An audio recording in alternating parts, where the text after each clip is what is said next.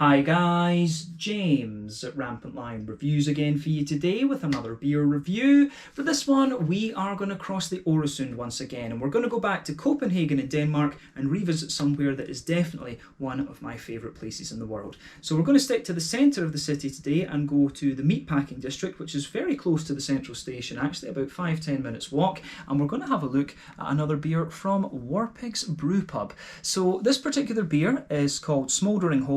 It comes in at 13% ABV, and this one is an Imperial Stout, and this is the Bourbon barrel-aged edition of this beer. The original one, I think, is 10.6% from what I found on Untappd earlier on. But definitely nice to return to Warpigs again. This is my fourth review from the Warpigs Brewpub brand. Remember, these guys are basically a subsidiary of both of Mikkeller, the famous Danish gypsy brewery, and Floyds Brewing, who are from Münster in Indiana, very close to Chicago over in the States, both of whom are very good breweries in their own right. And this is basically an American barbecue restaurant with a brewpub inside it. But this is by far the darkest and strongest beer that I've had from Warpigs Brewpub before. It's not the first Imperial Stout I've tried. I have tried a couple of them in the Brewpub, but it's the first one I'm reviewing for you here on the channel. In fact, I think this is my fourth review, like I said, and it's been 2 IPAs and a lager that we've reviewed so far. But definitely looking forward to trying this one. If memory serves me correctly, this beer was released here in Sweden as part of the Tillfällig assortment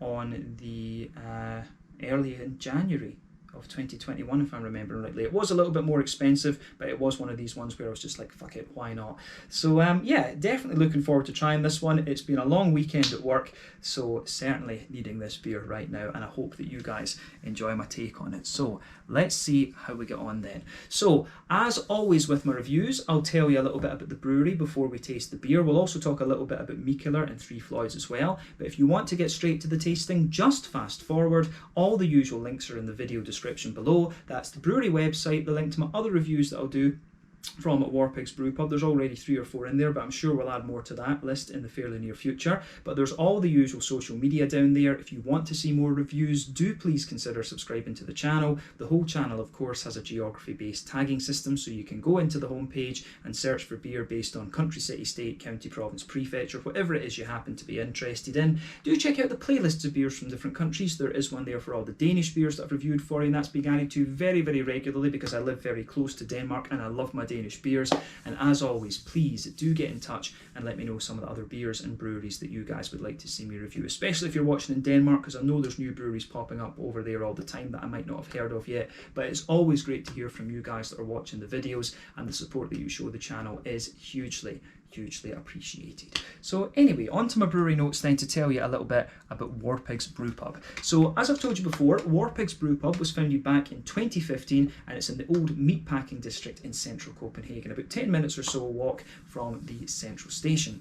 But the company, as I mentioned earlier, is a subsidiary both of Mikkeller, the famous Danish gypsy brewery, and Floyds Brewing from Münster in Indiana, close to Chicago in the States. And it's a brewpub, an American barbecue restaurant, and the kitchen is currently run by Adrian and Claudio Lazar. But for the first 2 years, the brewing team was led by Kyle Wolak, who was originally a dishwasher at Floyds, and he worked his way up into the brewing team, but he left Warpigs in 2017 to go to Hill Farmstead over in the States, and he was replaced by Singaporean Lan Shin Fu, who stayed with them until 2019, when she was in turn replaced by Chris Heist, who is from Germany, and he's still in place today. But to date, these guys have produced over 400 different beers, a small number of which have been released in cans, and some of these have also been brewed over in the US and released over there as well.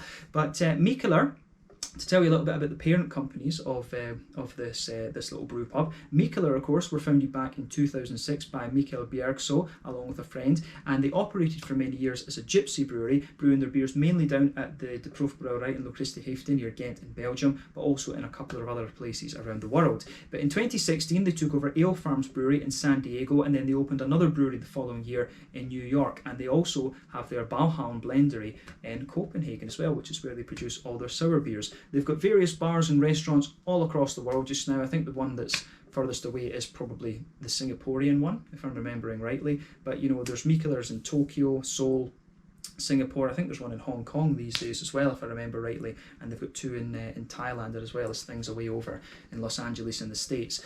Oh no, sorry, San Diego, not Los Angeles. But yeah, Mikkeller are probably the best known Danish brewery these days, and they're definitely worth trying if you haven't had some of their beers already. Three Floyds Brewing, of course, are a little bit difficult to find outside of the States, but as I mentioned earlier, they're based in Munster in Indiana, and the company was founded back in 1996 by Mike Floyd and his two sons Nick and Simon. They're producing around 10,000 US barrels of beer per year, and they've built a huge reputation for themselves. They're just about to open a new brewery and distillery, from what I understand, but they are one of the most respected breweries over in the States. Actually, probably their most well-known beer is Zombie Dust, but I also enjoyed the Robert the Bruce, which was their Scotch ale. I was really happy that I was able to review that one for you. I actually reviewed that for Beer Review 1314, the same day as the Battle of Bannockburn, which was one of the definitive battles in Scottish history, so that was pretty cool. One of my followers, Jesse, sent me that over from the States. But yeah, two very good breweries behind Warpigs, and like I say, this is definitely, Warpigs is one of my favourite places to go in the world. And Copenhagen is an awesome beer city, definitely one of the best beer cities in Europe, if not the world, in my opinion. But yeah, that's all I'm going to tell you for the history section of this video. If you want to learn more about Warpigs, Mikkeller, or Three Floyds, you can find all the links to those in the video description below. If you want to learn more about the breweries, you can check out the websites. You can follow them on Facebook and Instagram as well to keep up to date with all the latest goings on, and you can check out the Rate Beer, Untappd, and Beer Advocate pages to learn more about all three of these brewery organisations. So yeah, let's get on and actually have a taste of this beer then. So just let you have a little look at the artwork of this one before we open it up. Looks very, very nice, as you always get from Warpigs. I always want to say that the Warpigs, if I remember rightly, is a Black Sabbath song, if I'm remembering right, and I think that is what it's what this brewery is named after, but the artwork always strikes me as being a little bit more akin to like Motorhead or something, but it looks very nice. This beer is a 375ml bottle. You can see there's also the lovely Warpigs bottle cap on that, so I will certainly be hanging on to that. I might keep this bottle actually, because I think that would look really nice as a sort of decoration behind me when I move apartments and have a beer bottle display and things like that. But yeah, 13% Imperial Stout. This one, as I said, this is the Bourbon Barrel Aged edition. The original one, I think, is 10.6% from what I could find on Untappd, and we got this beer here in Sweden in January of 2021. It cost me, I want to say, 150 Swedish kronor, so it was a little bit pricey, but it was one of these things where I was just like, fuck it, why not? But 15 euros. What would that be? It would be maybe about £13 sterling, and yeah, maybe about $17 for this bottle or something like that. So yeah, definitely a little bit pricey, but like I say, it was just a case of why not. You're always going to pay a little bit more for Danish beer, of course, because of the labour costs and the strength of the currency and things. But yeah, 13% Bourbon Barrel Aged Imperial Stout. Let's get this guy out and we'll get on with the taste, and then I'm very curious to see what this one has in store for us. I don't want to destroy this bottle cap, so I'm being careful with it. There we go. Let me just see. There we are. Got it off quite nicely. So that can go in my little bottle cap glass.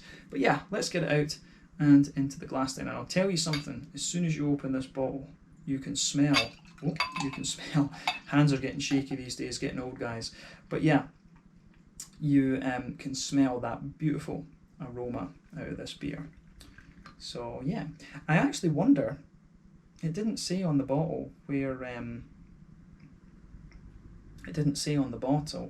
where this one is actually brewed, but I'm guessing this one, it will have been brewed, I think, in the brewery, but I'm wondering where it's been barrel aged and stuff. I wonder if they aged that up at Valhalm, actually. Maybe that's what they've done. Could well be, because they've got a hell of a lot of barrels up there. But yeah, let me just set this back down and check. Seems to be in a good place. Just checking for my OCD and things like that, because I like things to be nice on the camera. But there we go. So, as you can see, before the head disappears, you can see it poured with about between a quarter and a 1/3 finger of a frothy, kind of medium to dark tan head on there. That's faded away to just be a very, very thin foamy layer, but it has left a nice kind of big ring around the edge of the glass there. At 13%, though, you wouldn't expect this beer to retain its head for all that long anyway.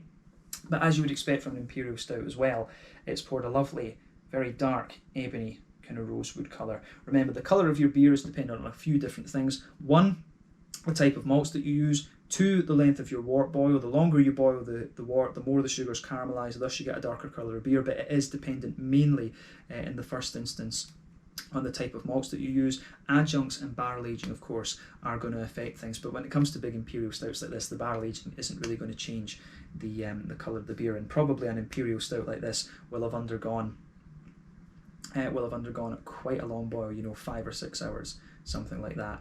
But yeah, certainly looks the part. 1 or 2 big bubbles sticking towards the side of the glass, probably little tiny specks of dust on the glass or something, and a couple of little ones just going up towards the bottom of that head there, or what's left of the head. But yeah, certainly looks the part of an imperial stout. Nothing overly surprising about that. Let's take a closer look at the aroma and just see how we get on with this one. I'm very, very curious about this beer for sure.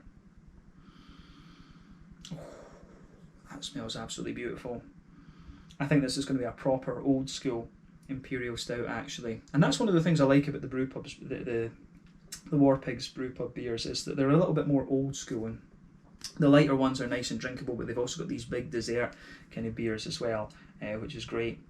But yeah, this smells like a proper old school stout. Straight away with this one, you get that lovely kind of oaky base to the beer. You can smell that lovely smoke. No, not the smoke. You can smell that lovely, smooth, oaky quality in the bottom of this one. You can tell, guys, it's been a long day. My brain is slowing down a little bit. But yeah, you can smell that lovely oaky base to the beer. You can get the little bit of vanilla out of it, but there's also that kind of bourbony brown sugar note in there as well that just has a little bit of toasty character to it as well. I've always found that American bourbon whiskey is a lot sweeter and more sugary, if you like, than Scotch whisky. Scotch whisky is definitely a little bit more kind of toasty and grainy in a sense. We've got smoky whiskies though, we've got peaty whiskies, but yeah, they're definitely a little bit kind of more grainy and spicy, I guess we could say as well, the Scotch whiskies, whereas the American ones, as most things from America are, they're very, very sweet. Although you do get rye whiskey as well, come to think of it. But yeah, this one smells very, very nice. I'd be very curious to know what barrel it is that they've used in this one. It smells quite familiar. Maybe it's Heaven Hill or something like that. It does smell a little bit like a kind of Kentucky bourbon, to be honest with you, just because of the level of sweetness that's in it. But yeah, the backbone of the beer is most definitely that smooth oaky wood. There's a wee bit of vanilla coming out of this one too, and then you can smell just that bourbony brown sugary note out of the beer, which is great. Just slightly toasty. On top of that, you've definitely got an element of chocolate in there, and it's like, you know, if you smell the inside of a like a Nesquik, one of these cartons of Nesquik, the chocolate powder stuff, if you smell the inside of that, it's really, really nice. It just gives you that sort of dry, powdery, chocolatey sort of thing in it, and you can smell that in this a little bit. You can just smell that sort of drier chocolate. So there's a little bit of an almost there's a tiny little bit of an almost cherry element to the chocolate in there, which is nice. But it smells like quite a high cocoa chocolate, you know, a sort of 60 or maybe 70, probably nearer 70% cocoa, maybe pushing a little bit higher than that. I think 70% cocoa seems seems reasonable for that. So yeah, that goes together very, very nicely. Yeah, the brown sugary. The brown sugary element in this is really nice as well. So on top of that, as I say, on top of that bourbon note, you've got that chocolatey, that kind of dry, powdery, 70% cocoa chocolatey note there. But you can also smell there's a regular kind of brown sugary element to this as well. You can get a bit of treacle and molasses out of this beer for sure, and that kind of indicates that there's quite a long boil going on with this one. You can really smell those thick, oily, treacly molasses elements coming out of the beer. You get a teeny little hint of a toasty caramel as well, and there's a wee bit of a slightly sweeter caramel, and the more that you smell of this beer, you'll get 1 or 2 little nutty elements to it as well. But the barrel components in the aroma are definitely quite strong in this one, and it smells very much like a kind of Kentucky bourbon, I would say. So yeah, the aroma of this beer is very, very nice, I have to say. I certainly like how it goes about its business, this one. Yeah, you do get, the more that you smell of it as well, you get 1 or 2 little toasty, black malty notes out of the beer as well, but it smells really damn nice in terms of its malty and barrely components. On the hoppy side of things then, you do get a wee bit of the hoppiness out of it. Remember, when this is barrel aged, and I've had this bottle for quite a wee while, I would guess that this one has taken a little bit of time to come across the water as well. So probably Systembolaget Lager have been holding on to it for a little while. So I don't know exactly how old this beer is, but yeah, you do get a little bit. You can still get a little bit of the hoppy components in there. So there's a wee bit of earthiness for sure. I do still get a little bit of floral aromaticity, and there's a wee bit of grassiness in there as well. But for me, the green component, it's mainly got a bit of earthiness to it and a nice little bit of a kind of floral character, which I really like. So yeah, the green component in this beer, I think, is very, very nice. So that gets a thumbs up from me as well. It just adds a little bit of contrast into the beer, but the earthiness is it has a little bit of darkness to it and a little bit of smoothness. So nothing kind of madly surprising about that. But the fruity side of this beer is definitely quite nice. Lovely kind of sharpness to it as well. A lot of raisiny sharpness. Yeah, definitely some sort of raisiny sharpness in there. You get a good little bit of blackberry as well. I actually find the fruits in this beer really quite sharp, but underneath that you get some figgy and blackcurranty elements as well. There's a lot of interesting stuff going on in this beer for sure, but it's quite, in some ways, there's nothing sort of surprising about this one. It's giving you everything you'd expect of like an old school Imperial Stout. The fruits are quite sharp, as I say, which I really appreciate. Raisins and raisins and blackberries in this one, but a good bit of a blackcurranty and figgy note under there as well. And I do get a little bit of plum, come to think of it too. So yeah, all typical elements of a big Imperial Stout, and the barrel component is really nice. But yeah, take a bit of time to ponder over the aroma of this beer before you get stuck into it, but I think it's about time that we have a taste of this one. So yeah, this one is the Smoldering Holes, a 13% bourbon barrel aged Imperial Stout. I've also just noticed, I wonder if this is the American spelling, Smoldering. Does the American English version of Smoldering have just an O in it rather than an OU? I wonder about that. I definitely wonder about that. Just noticed, that's my spelling stuff kicking in. Yeah, but yeah, 13% bourbon barrel aged Imperial Stout, Smoldering Holes, from Warpigs Brewpub in the Meatpacking District in central Copenhagen. Let's get stuck into this one. Slàinte, skål, cheers.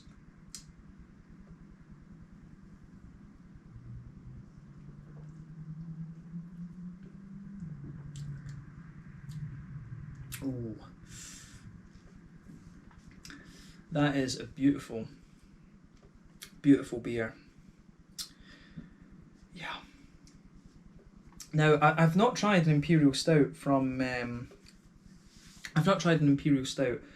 Three Floyds, but I've had a good few from Mikkeller, and that's up there with the best ones I've had from Mikkeller.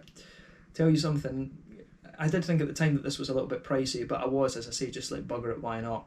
No regrets, absolutely no regrets. But that's an awesome beer, that. So thumbs up to Warpigs for this. I need to try the barley wine. They always had a barley wine which was called Sky Burial, and I always wanted to try that. I need to get a hold of that one at some point and review that on the channel. I would love to review that one.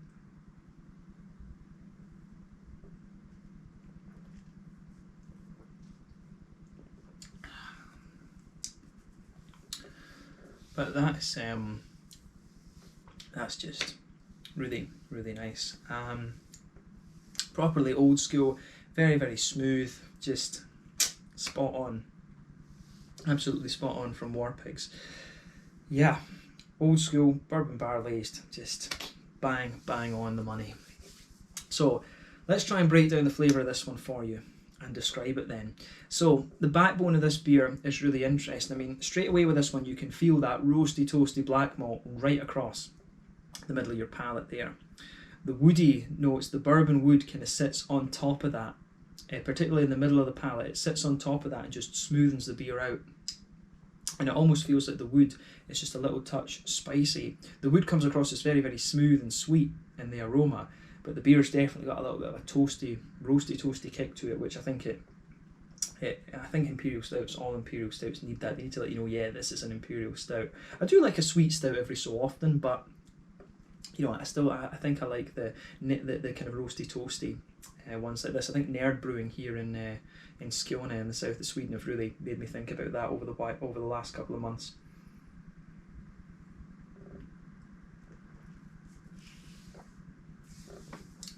But yeah, so like I say, roasty toasty backbone, lovely woody smoothness there, and I think the wood really kind of mellows out, and it does kind of thicken up and sort of smoothen out a little bit the further you go into the aftertaste. So yeah, middle third of your palate is dominated by it's kind of dominated by that smooth oaky bourbon wood sort of thing. If you move on to the front half of that middle third of your palate, that's where you get the more vanilla elements out of it, and you will notice if you go to the very centre of your palate and then just gradually move forward, you progressively get a little bit of a nutty character coming out of this beer, which I think works very, very well. So yeah.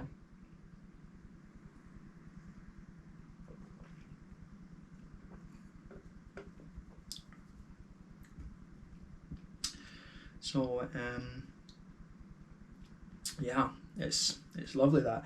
As I say, there's nothing that you wouldn't expect from this beer, but it just works really, really well. So those vanilla elements and the nuttiness that I said, it feels like they're kind of infused into that bourbon wood. And the more that you drink of this, you're going to feel that the wood sort of just, it sort of develops a bourbon layer on top of it. You get a nice sort of oily bourbon brown sugar layer on top of that, which I think works really, really well.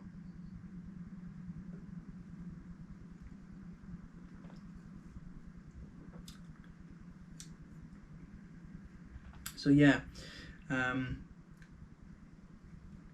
certainly works. It certainly works really, really nicely for sure.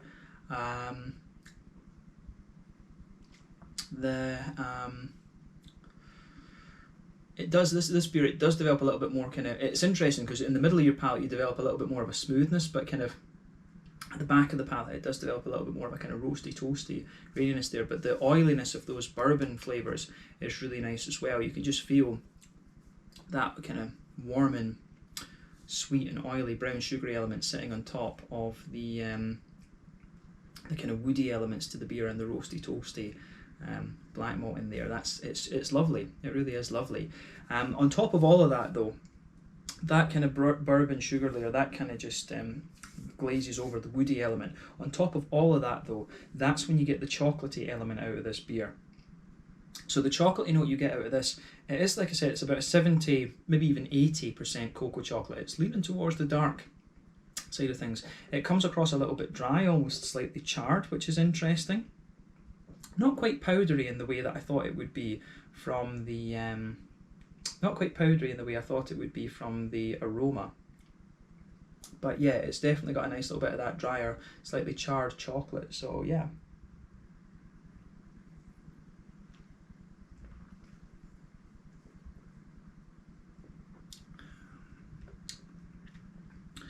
So yeah, that side of this beer, I think is really nice. The chocolatey side of the beer, it just gives it a little bit. It's kind of interesting. You've got like a toasty layer, a smooth and almost slightly sweetening layer. Then you've got another toasty and dark layer sitting on top of that, which is interesting. But then in the very centre of the palate, on top of the chocolate, that's when you get this the malty side of the brown sugar. So it's really interesting how these layers just build on top of each other. This is definitely a very, very layered beer. But in the very centre of your palate, you can get a little slight touch of a treacle molasses sort of thing, a highly caramelised brown sugar. And as you move out from that, it does develop a slightly sweeter caramelly element. And as you move even further from that, you'll get a little bit of a toasty brown sugar, and then towards the very edges of the palate, it starts to be a little bit more biscuity, like a McVitie's digestive biscuit or something like that.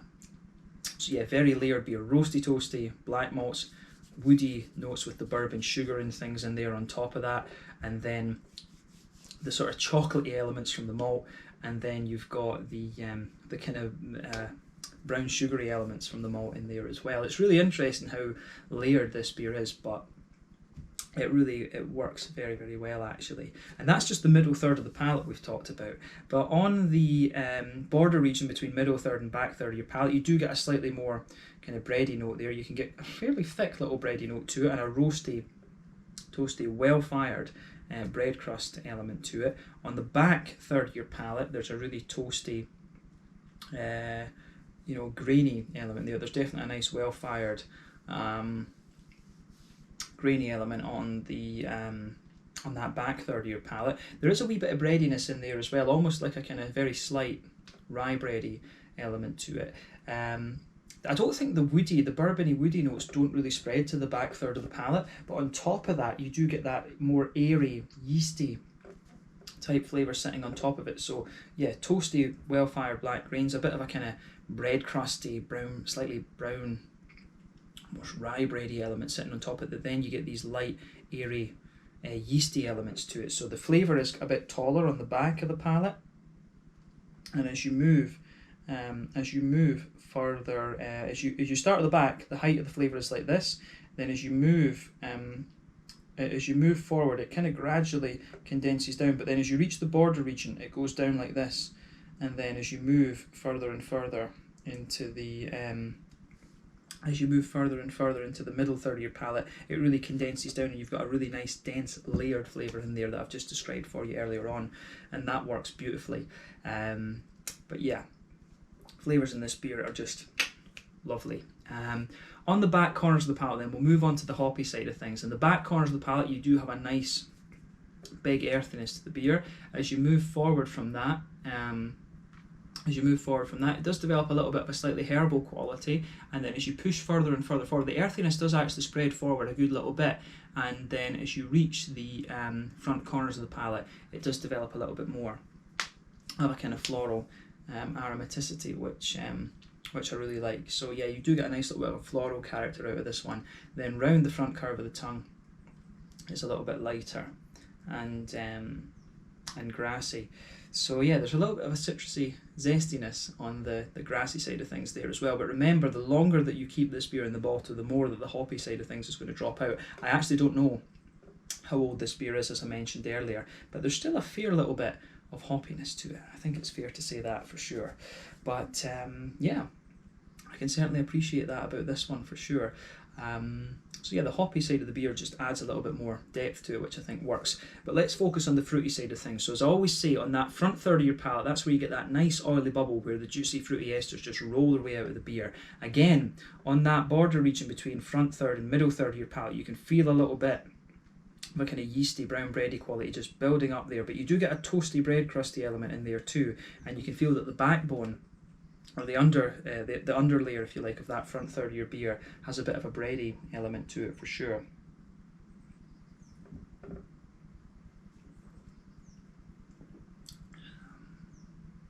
So yeah, there's definitely a little bit of that in there, which I think works really nicely. So yeah, lovely, smooth, roasty, toasty. I think that it's got a bit of a rye bread, but you do get a little bit of a kind of roasty, toasty grain underpinning the fruity side of the beer. But again, that just works very well. At the back of that front third of your palate, you get a little bit of a raisiny note kind of sitting on top of it, and then underneath you get a juicy, plummy quality to it as well. But as you move further forward, I think it's the plums kind of form the base of that that fruity layer on the back half of that front third of your tongue. But as you move into the front half, you get a little bit more of a kind of figgy element to it, and there's a bit of a blackcurranty sort of vibe to the beer underneath on the front half of the front third of your palate. And then on top of it, you get a little bit more of a blackberry sort of thing. So yeah, it's not quite as sharp as the aroma would have you believe, but there's a lovely, as I say, there's a lovely raisiny sharpness in there in the beginning, plums underneath. As you move further forward on that front third of your palate, develops a bit of figginess, a bit of a kind of blackcurranty element too, then a wee bit of a juicy, slightly sharp blackberry. So yeah, I like how all of that goes together in this beer. I can feel the alcohol starting to go to my head with this one now, but this is a beautiful, beautiful beer, and I would go as far as saying this is one of the best stouts I've reviewed over the last little while, but it's up there with my favourite stouts that I've had from Mikkeller over the years, like the Black Hole and things like that. But Mikkeller are very capable when it comes to Imperial stouts. I need to try a few the three Floyds things as well. But yeah, that's something that we can look at for the future, definitely. But yeah, to round off the review then, we'll move on to the mouthfeel, and that for me is one of the highlights of this beer for sure. So no question in my mind, this is a full-bodied beer.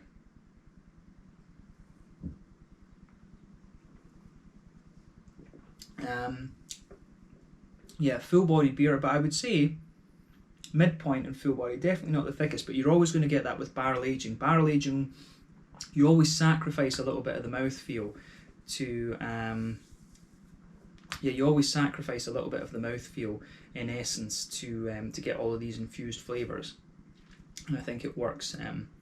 In that sense, this is quite interesting as well. So yeah, this is kind of at the midpoint of full bodied for me. Carbonation is almost at the point where it's non-existent. It's such a smooth beer, this one.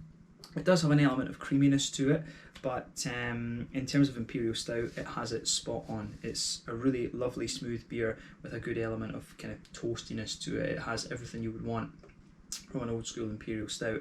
In terms of bitterness, this has got to be like 80 IBUs, something like that. I remember telling you the IBUs is one of my weaker points of beer reviewing. So it might well be even higher than that, closer to the 100, and that's including the considerations of the barrel aging. I still find this beer to be quite bitter, but 80 IBUs would be my guess. The malty side of the beer, as I said, and the kind of bourbon barrel backbone, if you like, it's very layered. So yeah, toasty and grainy, sweet, you know, dark, roasty, and then sweet again on the top of that. Very, very layered in the middle of your palate. So it's very, very well balanced in that sense. There is a wee bit of bitterness from the hoppy side of things, but the bitterness overall is coming from a mixture of hoppiness and from the malty side of the beer. So you've got that to consider as well. So yeah, malty side of things is well balanced between sweetness and toastiness, which you would want from an Imperial Stout, and the fruity side of the beer, I think, has a little bit of sharpness to it, but it does start to round out and become more juicy and oily the further you go into the aftertaste too. But it's just a beautiful, beautiful beer, this one. It gets a massive thumbs up from me. This is one of the best Imperial Stouts I've reviewed in quite a little while. So yeah, definitely don't regret paying about €15 for this bottle. As I say, sometimes you've just got to say fuck it and go for it, and I have no regrets about this for this beer. But yeah, I think we can leave it there. This one is the Smoldering Holes, a 13% bourbon barrel aged Imperial Stout from Warpigs Brewpub in the Flæsketorg, if I remember rightly, in the meatpacking district in central Copenhagen. Basically a collaboration brew pub between three Floyds from Munster in Indiana, very close to Chicago in the States, and Mikkeller, the famous Danish gypsy brewery. It's been an awesome beer to review this, and I hope you guys have enjoyed my take on it. Definitely feel the alcohol in my head now, so let's round off the review. Thank you again for watching my reviews. Until the next time, please like, subscribe, share, all the usual YouTube stuff. Let me know your own thoughts on this beer in the comments section below. Let me know what your favourite beers are from Warpigs, Three Floyds and Mikkeller. We will no doubt return to all three of those bodies at some point in the fairly near future. But thanks again for watching, and I'll catch you guys very soon. The Smoldering Holes, 13% bourbon barrel aged Imperial Stout. Slange it, skull, cheers, and see you in the next review.